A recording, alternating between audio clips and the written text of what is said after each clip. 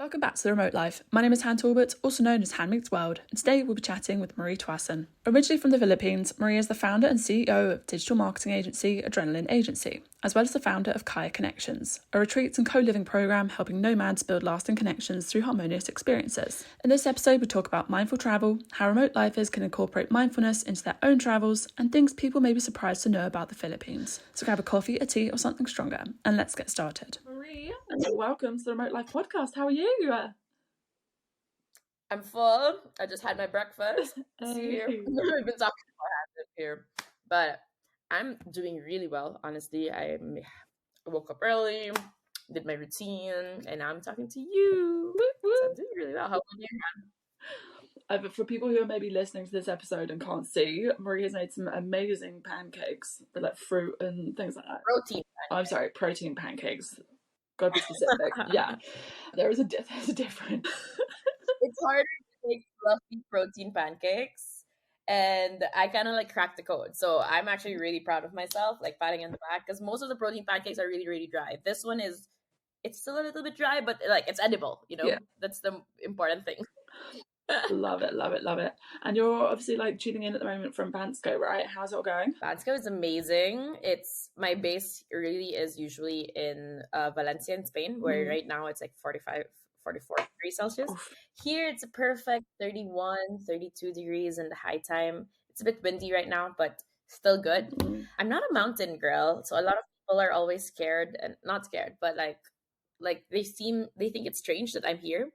But it's the perfect opportunity for me to actually just hone in on work and hone in on like things that I need to focus on without any distractions of like the beach or surfing or going outside. So this one, I mean, I still go outside, like literally the mountain is just right in front of me right now. But like it's a beautiful place to just be beside nature. I love it. I love that. Yeah, you guys obviously the Nomad Fest was what 2 months ago. 2 months ago now. Yeah, and for people who maybe aren't kind of like as well, who are maybe more newer to the digital nomad scene, there is a big nomad festival that happens there every year at normally the end of June, and yeah, there are still quite a few people who are hanging around and having some adventures, and I'm getting a bit of FOMO watching your stories. It looks absolutely incredible. I was going to say it's only supposed to be for 2 weeks here in Bansko, but I fell in love with it, and honestly everything is just so affordable, and like the people, the nature. So I extended for 2 months. Yeah, oh my gosh, I'm not surprised, honestly. And of course you spoke as well. How did your talk go? Tell us a bit more. So my talk was about how to build a thriving business regardless of where you're from. For people who don't know me too much, I came from a third world country, and now I'm kind of like, living the dream of like quote unquote living the dream, because what is the dream, living right? your dream. Anyway, I'm more, let's say, living my dream. Yeah, I took life into my own hands and figured out a way to get higher valued clients without them caring if I'm from wherever, and where if they don't care if I'm in Bulgaria or in Spain or whatever. So a lot of people still tend to get like is still having a lot of this imposter syndrome. So my talk was all about that, like how to build, like how to get higher value clients. A lot of people actually got so inspired by it. I know some people who were really like using my tips and tricks. One of my tips was like actually have a photo shoot, because even though it's simple, a photo shoot, it still changes a lot in your mind and your mindset. And this one guy just messaged me saying like, hey, I took your advice. I had a photo shoot. And now it's like I saw it on LinkedIn and he looks so legit. And I'm pretty sure this guy is going to go like far off. And it's so nice. And because of that talk too, I got invited to several different other smaller nomad fests. I have one in Niche next week. That's very interesting. And I'm probably going to go somewhere in December. I'm not yet allowed to say. Nice. Okay, so you kind of hinted a little bit at this already, including the fact that you are not typically a mountain girly and all the rest of it. So let's just go back a little bit. Tell us about you and your remote life journey so far. Okay, so the start of my remote life journey is pretty like wonky and gray, because when do you actually tell yourself that you're a remote worker, right? A lot of people said in COVID, and sure, I actually started even before COVID, when my previous company, they had this like work from home type of lifestyle. So like once a week we can do it. Nobody in my team was using it. So what I was doing was I was combining my vacation time with my remote work time. So I was gonna be like 2 weeks in Croatia or 2 weeks somewhere else and traveling, kind of like that, and working at the same time. Didn't think of myself as a digital nomad or a remote worker because I still had a physical office. When COVID hit, I was in Canada, initially supposed to Wow. be for 10 days, but it became 3 months because COVID happened. And I was like, huh, I can actually do this. Mm.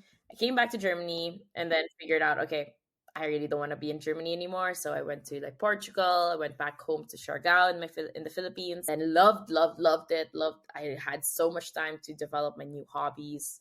And then at that time, I was still like hiding from my company that I was working outside of Germany. I moved to Portugal because they kind of figured out that the Wi-Fi situation that time was really bad for me. So I said, okay, I need to go back to Europe anyway because of my visa and everything. Where do I go? I went to Madeira, and somebody told me that there is a digital nomad community there. And I was like, I've heard about them. I'm not a digital nomad, but I want to be one. When I came there, the first person that I met there, they were like, oh, you're a digital nomad. I'm like, no, I'm not. And he Mm. was like, yeah, you are. I was like, oh, okay. So that was a time that I kind of like branded myself as one. And then I got involved with the community. I became a community manager for the digital nomads in Lisbon, south of Lisbon. And I went to Fuerteventura, then Malaga, all the way now. Quit my job in the process too, and did some yoga teacher trainings. And now I have this lifestyle that I have where I have a marketing agency for travel and adventure brands, and I also have this retreat business that is more of like a passion project for me right now, but I would love to kind of like work on that more in the future. I'm very excited, of course, to be seeing more of Kaya in November. So, why don't you tell us more about Yeah, that as well? Who's it for? What do you do? so excited. Okay, so Kaya Connections, that's the name, or Kaya for short, is my retreats business. I initially wanted it to be just like a 1 week retreat for like people like me, basically, entrepreneurs who don't have like the time to just back off and work. They just need some kind of like productive work time, you know? And initially it failed. It wasn't really selling as much because I realized that a lot of people, they it's not just money that they're committing, but it's also their time that they're committing. And I realized a lot of entrepreneurs, myself included, cannot commit to 1 week of not working or even reduced hours. And I was like, okay, like let's put that in the back burner for now. I would love to work on them first still, but I still want to help people and I still want to help digital nomads. Like, how do I do this? In fact, I've already been doing it. I was just not branding it before. I've been since 2021. I've been bringing people back to the Philippines already. And I was telling them, guys, you have to see this. This is an amazing place. In 2021, it was very hard because we didn't have Starlink. Internet was Mm. very unstable, but people still loved it. And the fact that I was there to just tour people around and be the bridge between locals and nomads kind of like made me rediscover myself. And I realized this is exactly what people need. On one hand, the locals want like more, let's say, exposure to people who are traveling as well. On the other hand, the nomads, they want a more fulfilling and authentic adventure that like typical tour companies won't give you. I realized most of the tour companies have been to several tour things and also solo traveled myself. It's missing this aspect of authenticity, like having someone tell the story of how they were when they were a Mm. child in that place. So I'm trying to kind of like create this storyline where they are immersed into this and they actually understand. When I was like bringing people there, the people always were like so confused about like why are we using Spark and Foon, or what spoon did I say spoon I was like, did I say Spark? Whoa, let me go I back. was like, I'm not questioning it. Fork and and like a lot of people, they also just go topless in the beaches, when in fact for us as a very conservative country, this is actually not something that we usually do. So a lot of these common misconceptions, just because these places get too westernized now, and we've Mm. seen that in Bali, we've seen that in Mexico, even in Madeira, just because people think that it's normal, it's okay, but normal does not mean it's okay. So that's kind of like what we're trying to do with Kaya. So I've been doing retreats. I've been doing 4 retreats already. That's official. And the next one is in November, where Han is going to be there too. So I'm excited to show you around. Yay. But we're also having ones in Ecuador. We have another. It's amazing because she was our retreat participant first, and she told me, I want to do this for my country. And so she's going to help me do that in Ecuador. She's going to be the one leading it. She's from Ecuador. So you can actually, like, all these like things that we're going to do in Ecuador is also just things that like she knows, only locals know. Like, it's not something that like you see in blog posts or you see in videos. It's something that's like close to her heart, right? I love that. So we're trying to kind of create this global movement of like bringing nomads back home. So it's also like a way we're saying like back home co-livings or back home retreats. So like bringing people, and maybe in the future we even like go with like on like not so popular destinations, even the UK. I'm pretty sure because of you go back to the UK, you say like you don't like it. Everybody, like when they talk about their country, they're like, oh, I don't like my country, that's why I left. But if they were given the chance to actually like tour like 15 people to their home, they're going to be so proud of it. And they're like, oh my God, this makes me feel like home, right? So that's kind of like what we're trying to hone in and bring people around several different places. So that's the whole essence of Kaya, building connections while giving respect to the people, the community, and the culture and the environment. I absolutely adore it. I have several follow-up questions that I want to like, one comments I want to make. Because on the one hand, like, I just blabbered all the way. Sorry. No, because this is literally why I wanted to chat. My mindful content is something I've spoken about for about 5 years. Yeah, 5 years at this point. And part of that process was, funnily enough, being in the pandemic when we could only go. In the UK, there was one point where we could only go somewhere like 20 miles radius of our house or something like that. So, of course, in content at the time, we were going, oh my gosh, we can't do travel, we can't do our content, what do we do? And so it set off for me this sort of almost falling back in love with where I was from, right? So, because like I couldn't do my content anywhere else, and as much as I would have liked to have been that person who could, buy all the things to make up each different culture that people were like sort of sharing online, that wasn't really what I was about. So I was like, okay, how can I go about creating the classic Ubud swings in Surrey in the UK? How can I go about, because funnily enough, like actually I'm from the area where the holiday film was filmed, so already I kind of had a lot you told me about like on my doorstep already.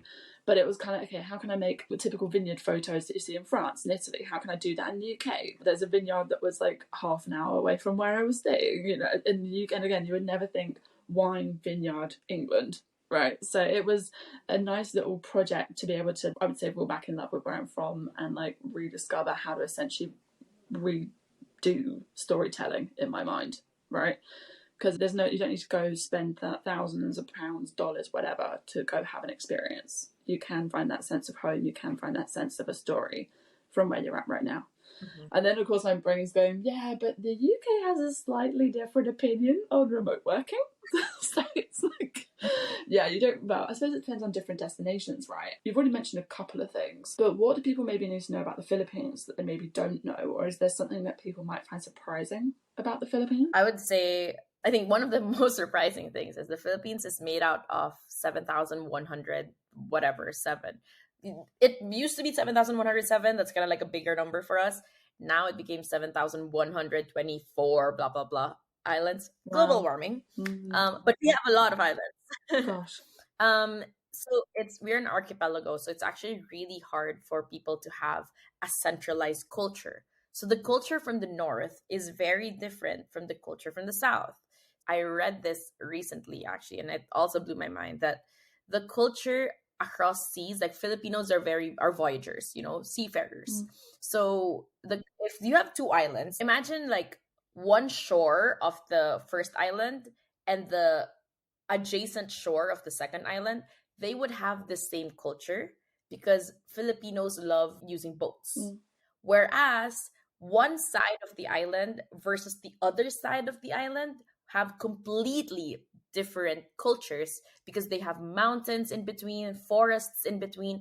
It's very hard to navigate and communicate in between these. Like inter island, yeah, through the island rather than through different islands through both. So a lot of people, they say like, oh, Philippines, like I've been there, and I always ask where, because one part of the Philippines is completely different from the other part of the Philippines. I came, which is weirdly enough, my main hometown, or like where I was born, is the only Catholic city in a huge span of Islamic culture. And that's like very different, When I was in high school, I had a lot of friends who were like Islamic and everything. And it's just so different for me. Moving to Manila for my college, for my university, I was like, I don't understand what they're talking because my dialect is different from their dialect. Wow. So it's a lot of these things, a lot of things that are very different. We have 200 dialects in the Philippines. Gosh.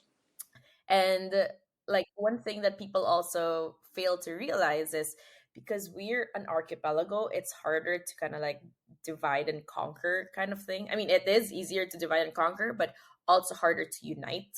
What this means is we are very much a developing country. So a lot of my retreat participants, especially those who are into health, I am very much into health too. And one of the things I realized just this year is how much like scarcity mindset we have. So what I mean by that is people would rather buy canola oil or seed oil rather than olive oil because it's cheaper. People would always prefer the cheaper option, even though it's bad for the environment, bad for health, bad for, what else is bad? People Themselves, yeah. Themselves. And that is harder to do in terms of like you just mentioned a while ago, like sustainable tourism. Yes, you can do like metal straws or whatever, but that's nothing compared to the general consensus of like their mindset is still whatever is cheaper, that's what I'm gonna get. That's such an interesting take, actually, because I mean, we'll talk more about this now, I guess. I was curious to know like what kind of mindful tourism means to you, because it's something that I feel has been floating around obviously for a very long time now, and different parts of the travel industry, the hospitality industry, the nomad space, we all have this sort of different take on what it means to sustainably travel, to mindfully travel. And like for me, for example, part of that is content, your not just your carbon footprint but your digital footprint, but also 100% like health. I never really quite made that link. The healthy living or conscious living is also technically part of travel or tourism, right? So I guess for you, yeah, what does it mean to mindfully travel and sustainable travel? So before that, I want to premise that like if I had, let's say, 1,000 of me, there's just so much that I would love to work on. But I am just myself, and I have priorities, and my priorities might not be in line with like everything that I need to. Somebody told me that like list out all the things that you want to do. The first three things are your priorities, the rest are distractions. And that's kind of like something that I live by, especially as an ADHD, I think self-diagnosed ADHD person. Like that's the things I need. But when we talk about sustainable tourism and I talk about like mindful tourism or mindful travel, a lot of it has to do with kind of like being there for a very long time in order to create an impact. So what I mean is like there are several NGOs, several organizations there that create these sustainable ecotourism things, and I applaud them. And I would love to kind of like create something like that, or at least contribute to that, because I am not there 24/7. I'm not there the whole time of the year. And that's what I'm trying to incorporate with Kaya is like we would rather go with, we have a balance between the touristy stuff, which is obviously the amazing and beautiful parts of the island, but we're also going to be joining this NGO that goes with like helping farmers or helping people understand what sustainability is. So if education for me is just the number one thing, like now I'm educating nomads, but I prefer also like having people to educate locals. One of the things that kept coming back to my mind was, how do you define the line between respecting someone's culture and imposing your values? Because imposing your values also means that this whole culture is going to develop, right? So I give you a big example of like, if one of the things is like, I met someone in Bali, and he was like always complaining that the roads were really bad, and it could have been better. And I'm like, I just said like, yeah, but that's their culture to just do this and that, like all the traffic and everything. And I caught my mind. I'm like, why are we normalizing this when in fact it could have been improved?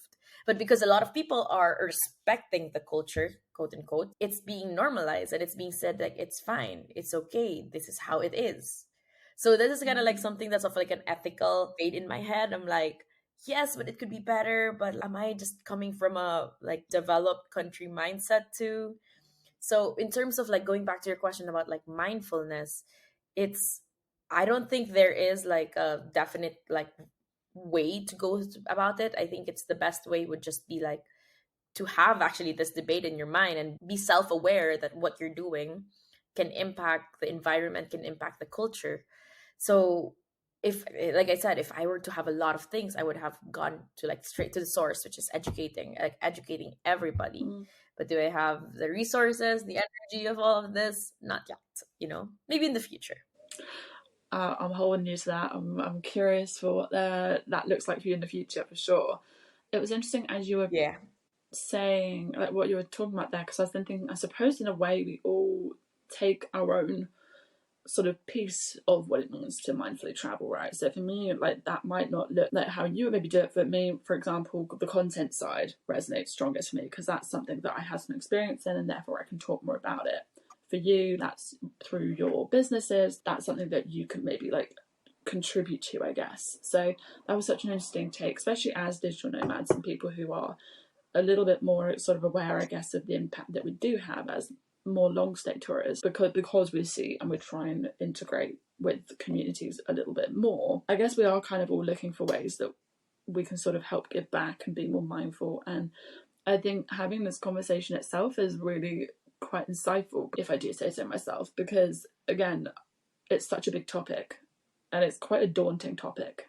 But actually, if we took the different bits and pieces that mean something to us, that kind of contributes as a whole too, I think. I did have one question actually though. I feel like this is one of those conversations you can like go full on deep dive or you can just kind of talk a little bit about and then move away from. Overtourism has sort of been a big conversation for a long time, and I feel like digital nomads are beginning to are now getting sort of brought into that conversation. Like, oh, digital nomads are taking houses, digital nomads are like doing XYZ. I'd be curious to know how maybe Kaya have any plans to sort of manage this. Yeah, so the vision of Kaya is kind of like to be the educational arm of like nomad travel, just because like at least it can tell them as well that like, hey, these are like things that you can do. These are our culture as well. The reason why it's also just like 4-week retreats for me is because I think coming from the local side too is that I like people to come there, stay there for a month, 2 months, but not really make it as a base because it's a very fragile island, or not just in the Philippines, but also in other places. And that's why I call it like retreats and not like, oh, move here, kind of like that thing. I do like definitely Kaya is still not perfect, and I am still figuring out what's the best way for us to give more impact into society. And this is a very, like it's a very touchy subject, obviously, for the locals, who are like benefiting from tourism. They loved it. They love it because, yeah, more people are coming. But just to give you an idea, in my island, it's already 70% foreign owned. And the prices are going higher and higher every year that I come back. I'm so shocked that like more and more prices go higher and higher, that locals are not able to afford it anymore. I have heard it from several friends that they're thinking of moving to a different place too, which sucks because this island is just so beautiful and it has a lot of things in my heart. But I'm also thinking like I don't know if it is inevitable, if there are things that we can do. And that's why I'm saying Kaya is still not perfect, because I am not as like educated on this matter too. I'm just doing something with my small influence that I can do, let's say. I would love to have someone to talk to with regards to this too, but like I said, I don't have enough energy and time to do everything like this. It's also like I see it all the time. I remember when I was like 16 years old, I saw this YouTube video of someone calling himself a digital nomad, creating a house in Bali. And I was like, I want that. And then I started researching more about it throughout the years. And it's hard because there are a lot of these content creators, digital nomads, even maybe you and I as well. We kind of like justify our actions. And because of that, we do believe that it is for the betterment of society. And that may be true in our eyes. Is it true in the eyes of the locals? So that's kind of like the thing that we're trying to do, is also create this form of conversation between them. It's hard, language barriers and all of these things. And it goes back to me just having this debate and not knowing what the right answer is yet. I don't know if there is one right answer because, like, for example, all I know about Shagao I've learned from you and your stories, right? And there are videos, of course, going, is Shagao the next Canggu in Bali? And I'm going, oh no. It's funny how, especially Canggu and Seminyak in Bali have kind of become, not the bar, but sort of like how everybody else holds up different destinations for digital nomads and things like that, or tourism in general. And kind of sad, I guess, in a way, how that's sort of become standard for what it looks like when a lot of people do kind of congregate in one place in the world. And so now I don't know if there is one right way of doing it, because at the end of the day, you're not going to necessarily stop people from visiting, right? All the while they can. Not just visiting, even setting up shop. Like every person that I meet there, they'll be like, I'm thinking of buying land. And I'm like, 100%. And I think about the fact that when I went to Mexico City, for example, where literally I hadn't even arrived, right? I just landed, put a video up about being excited being there, and I got bombarded on TikTok with comments about Gringo Go Home. Like, it took me, after I put the languages I speak on my profiles, the hate was less, but you still got that hate because, and even the videos where I put like, here's how we try to contribute back, locals still didn't want it. They weren't there. I feel like there's always going to be, we're doing our best and we're trying to manage this as best as possible, but there's always going to be somebody who's not happy with it, and I can understand it. There are different types of local, there are different types of visitor, and I don't know if we're ever going to come to one full conclusion on this matter, but I suppose it's about managing things as best we can, right? And sort of trying to encourage as best as possible in different ways. Do you think? Let me add to that. It's kind of like, I think for me, coming from, both sides, I would say, I also understand what these locals are coming from, because they're coming from, like I said, a scarcity mindset, that they're like, they just think, even now, I also think that like life is so unfair. Even now, like, just to give you a recent interaction I had, like, I'm working my ass off, I'm working so hard to do this and that and blah blah blah. Like, I'm working so much. And I'm privileged already that I'm actually in Europe, right? And then I met someone who's way younger than me, who is someone from a different country and not really doing so much, but she's already like buying land in the Philippines and thinking about buying like making a house there, just because it's still so much cheaper to do that in the Philippines than in her home country. And my instinct was just like, I don't know, maybe because I was just so tired that time, I was like, life is so unfair. And like, that was like my thinking. And even though I was already like in the same, let's say, social standpoint as her, that was still my thinking. So I can imagine like what people who are like still in the lower social class are thinking, because honestly, they work harder than us. They work so much harder than us, but they can't just break past that glass ceiling. And that's also the reason why I kind of like make these talks everywhere, putting your life up together, but it's not that easy too. So I have that part. Even if you put, let's say, the best person in the world, let's say Albert Einstein, you put them in the Philippines, he's not gonna flourish, because it boils back down to government, society. They're not there to support these kinds of acts. So even for me, when I was growing up, I was always bullied being this one person who's like so ambitious and whatever, So I've talked to so many people already. It has to do a lot with government, and I'm not into that. Like, that is something that I'd really, really rather not be involved with. But that's the hard part. The people who actually want change don't want to get involved with government. And the people who are in government, most of them are, I wouldn't say not everybody, but a lot of them are in there for the wrong reasons. So it's kind of like hard to find, someone who wants to do both and someone who's actually successful in doing both. And that's where I am at right now. I'm kind of like, just okay, I'm tired again. Because that's the difference. So basically, you've got, I guess it goes back to, again, doing what we can with how you mentioned before, with the influence you do have, using the influence you do have. Yeah. And I guess using the privilege that we do have. Whole other conversation there. But no, I think, I know. sorry, I was like, I'm going to stop that right there because we've only got a few minutes left.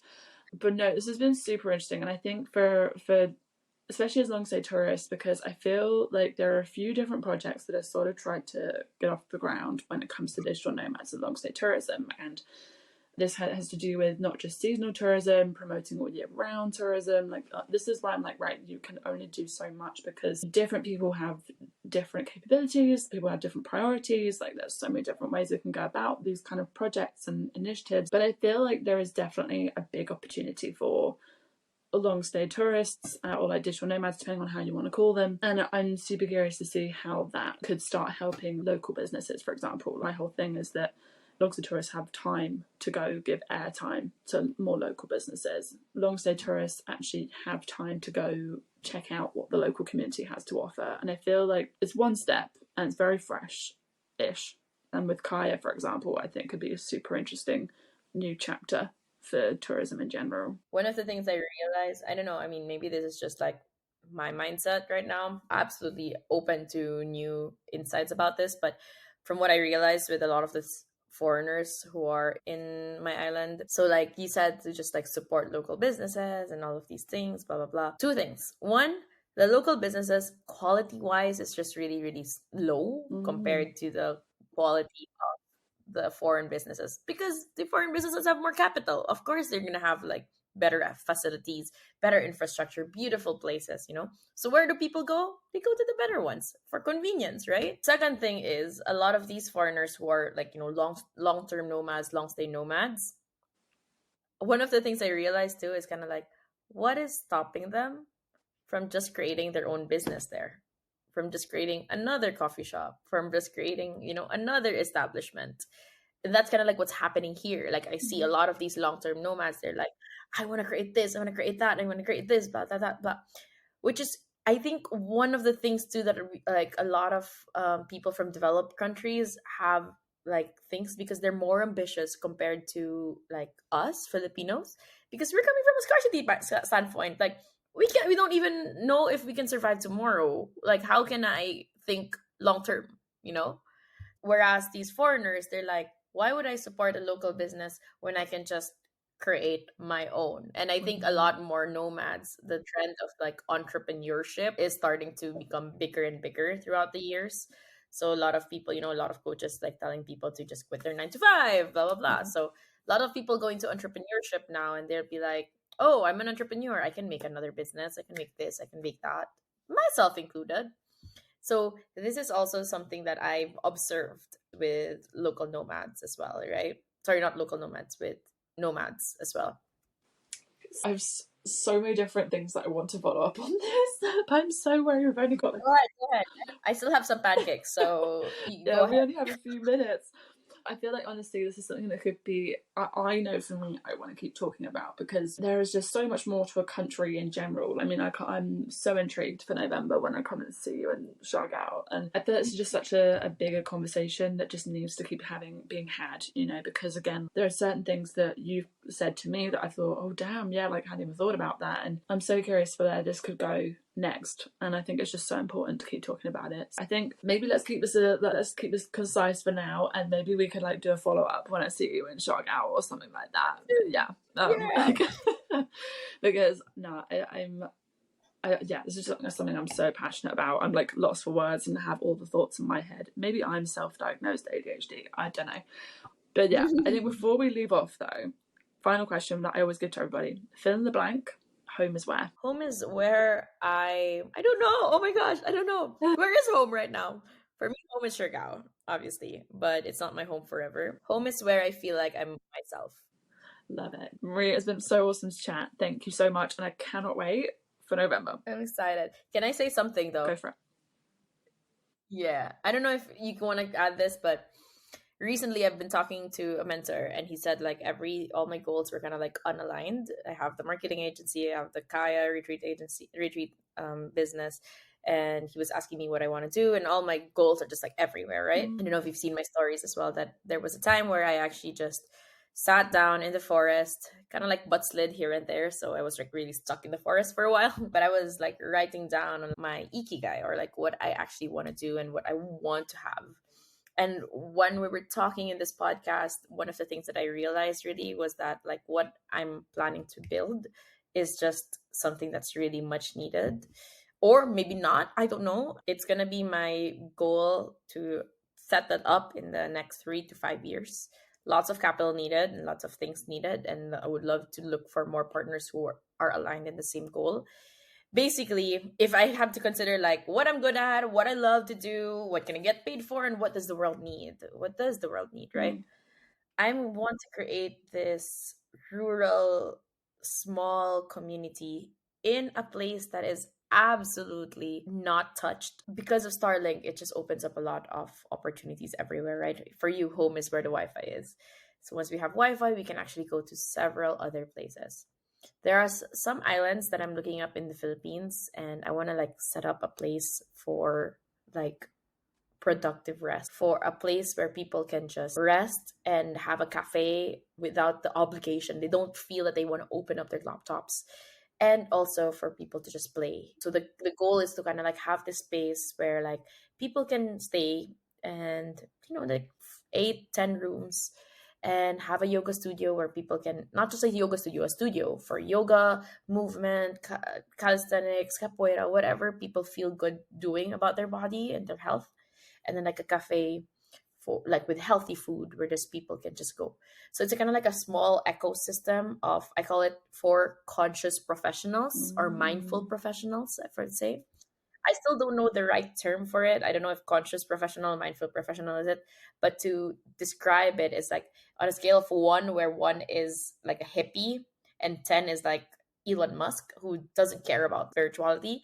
I want to target the 6 and the 7s, because that's where I'm at too. Like I'm ambitious, but I'm also like into spirituality. I also love these kinds of things, and I want to bring people there, kind of like spend 1 month, 2 months just there, like living off grid, living with the Wi-Fi. That's the only thing we need, and then we have all of these like facilities that just caters to rest, recreation, and obviously connection building. That's kind of like what maybe Kaya will be going in the future. So if anybody is listening into this podcast who is interested in kind of like something like this, it's still like really, really, really at the starting level. I would love to connect. Can I just add, I'm so happy and pleased that this is something that came up for you while we were chatting. I absolutely love that. And no, 100%, this is exactly where I'm at with things as well. I suppose it's sort of tapping into your intuition. It's tapping into sort of also what you need as a human, and not just that kind of like hustle side of things that has maybe kind of been the driving force up until this point. It's also tapping into what we need as humans, as you said, what the world needs as well. And I think honestly, oh God, again, like there's so many different things I would love to chat to you about that you've just mentioned there as well. But I think also it's understanding that maybe the goals don't necessarily look aligned right now, but I bet you they're all taking you in the direction that it's eventually going to make sense at some point. Because that's how I feel at this moment, which is a whole other conversation. But I think a whole other conversation. Yeah. So no, I think that's something that is needed. I think that's a super interesting take, and 100% if anybody, well, have you still got space on the November retreat? Because that went quite quick. There is 3 more rooms available, okay. And 1 space for a shared person with another girl, and she's amazing. She's beautiful. She's has a, I don't know, I've talked to her as well. She just has a really nice heart. So if anybody wants to go to Siargao in November, we still have spaces. Come and connect. Yeah.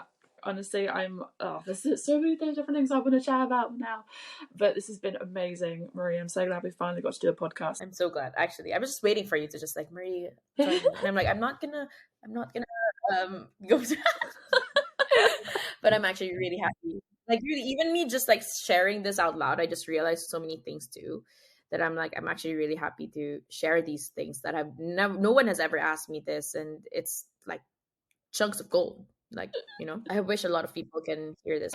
Getting chills. All right.